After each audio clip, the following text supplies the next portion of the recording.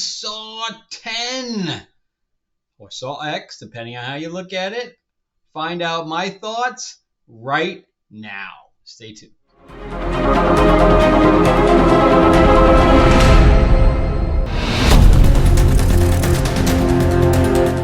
All right, we're back and we are talking about Saw 10 or Saw X with your host, Frank Zanca. I am an award-winning screenwriter and line producer, formerly working in Hollywood, and now I moved to Atlanta during the strike, so my timing is not the best.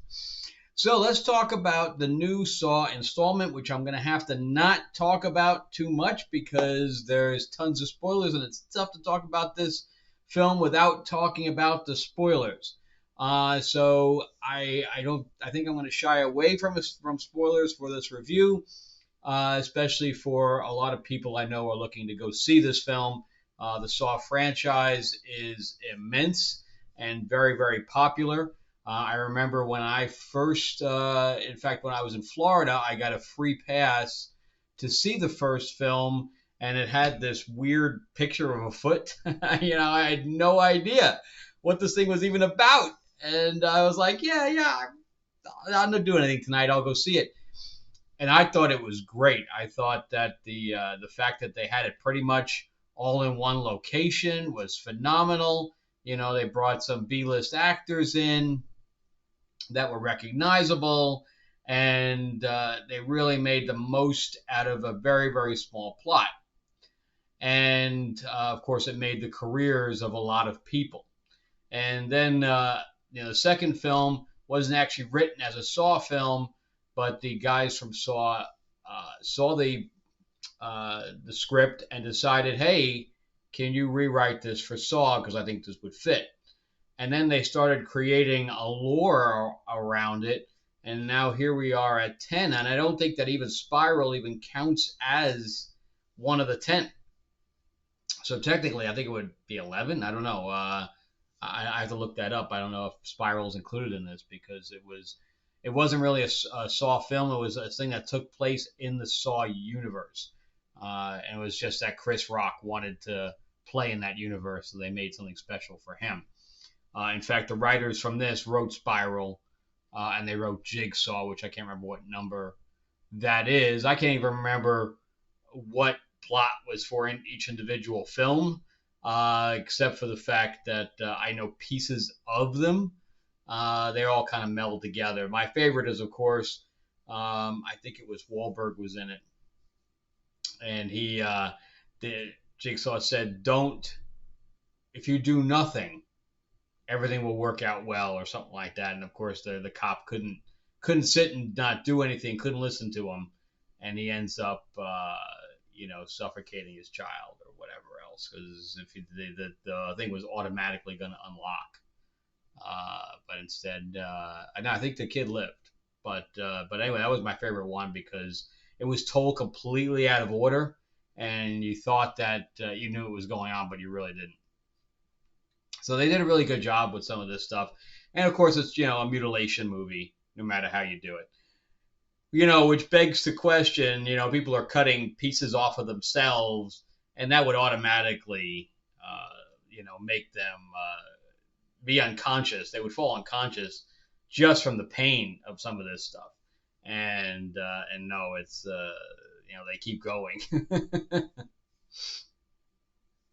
So you have to take it with a grain of salt. But with this one's different. All right. So let's get into why this one's different. And again, I'm not going to get into spoilers, but I'm just going to talk about it. So the cast did a great job. You kind of have to really have a good cast. You have to have some scream queens in here to really sell this stuff, because you're selling the horror of self-mutilation. Basically, that's what Saw is. It's a self-mutilation film. And let's talk about, Tobin Bell is now 81 years old. So, but the fact that he's sick, we're delving into the fact that he has cancer. He's trying to get himself cured of that cancer. And this has been a running thing from the films, is that, he's dying and he's trying to help other people, if you want to call it help, other people uh, get away from their bad habits or evil ways. He ends up finding someone that he thinks can help him, and they really not helping him, so it becomes a very personal endeavor for him. But at 81, he's still pulling it. He's still he's still running around. So, and the fact that he's supposed to be sick negates the fact that he's older.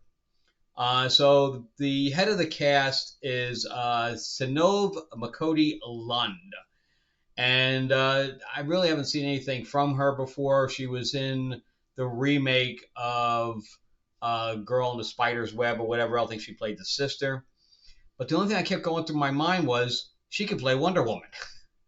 I think she's a little bit old now, but the woman's 6 foot. If you gave her dark hair and you kind of boofed it up, she was Wonder Woman.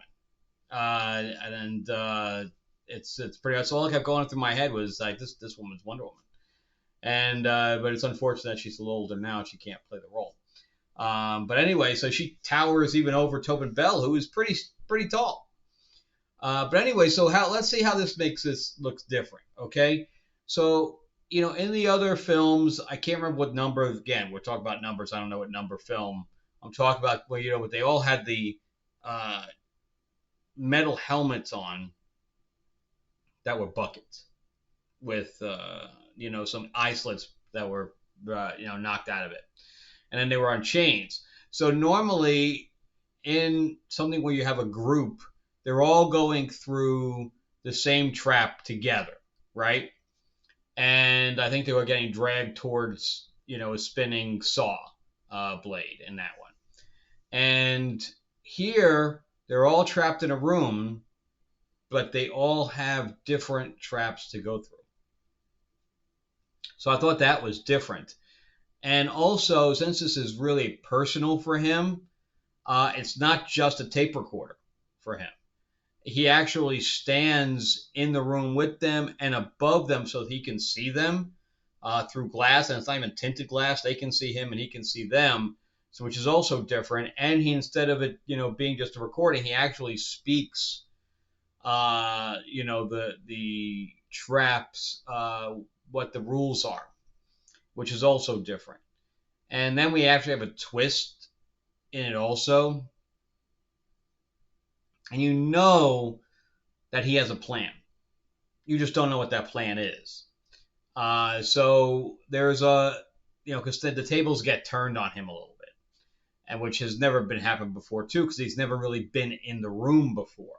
I mean, the first one he was in the room, but he was a dead body, which I thought was an amazing twist. If you haven't seen the first Saw film, I didn't really ruin anything for you, but if you haven't seen the first Saw film, you should definitely see it. If you're a horror fan, if you're a cringy person, it's not for you. But anyway, so I love the twists and turns in here. Some of the traps weren't as elaborate as I would have hoped they would be, but because you also have to buy for the fact that they are going through self-mutilation and not passing out, from the blood loss and things to that effect. Like when certain things come off, you got a spurt of blood, you're going into, a liter of blood coming out. You're not going to stay awake through that. But you have to buy into it, or else it just doesn't work. But anyway, and also stay around for the mid-credit sequence. It's not like it's going into the end after the credits are over. I'm talking about after like the main credits are over. It's like a couple of minutes in. There is a mid-credit scene which kind of answers another question from the film that you might have been wondering if you think back to other parts of the film. Also, if you did see it, tell me in the credits what happened at the last person at the end. Okay, because it really didn't answer. I was kind of thinking that mid-credit, because somebody else told me there was a mid-credit sequence, and I kind of thought the mid-credit sequence was going to be about the person at the end, but it wasn't. And I I kind of want to know what happened to that person because they don't really say. So let me know what you thought happened to them.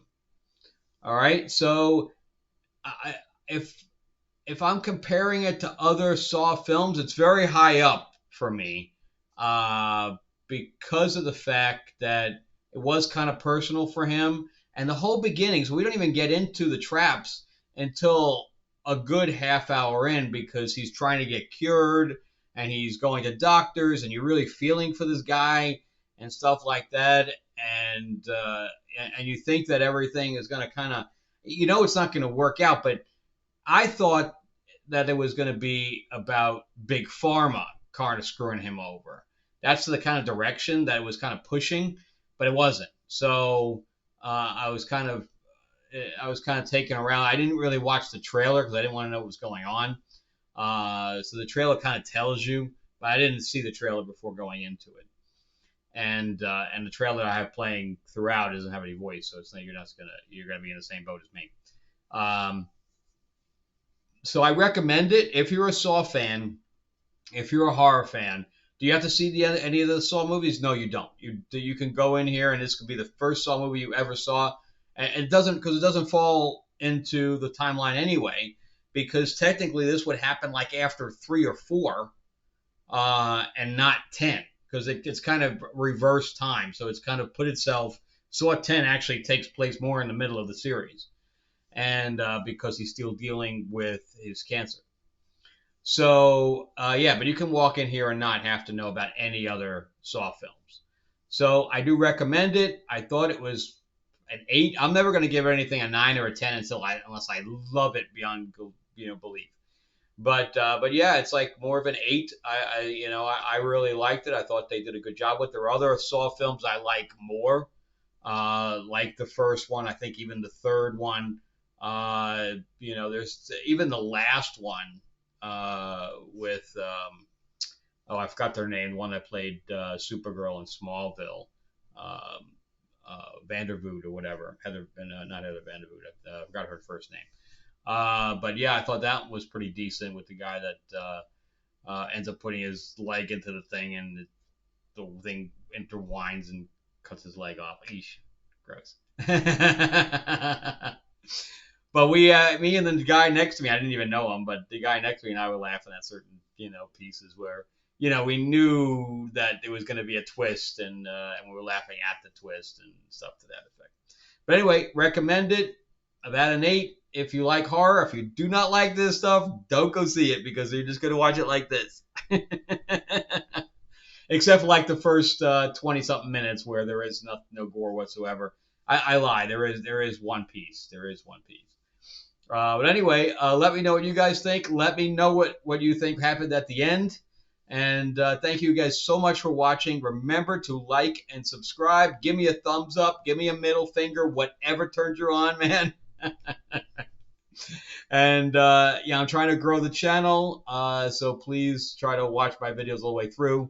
It helps to have some interaction and things like that. But let me remember that I am an award-winning writer myself. This is my newest book, Tales of Ravagor the Iron Witch. It is a full novel, and it's got plenty of different cultures in the thing, and a new magic system, and things to that effect.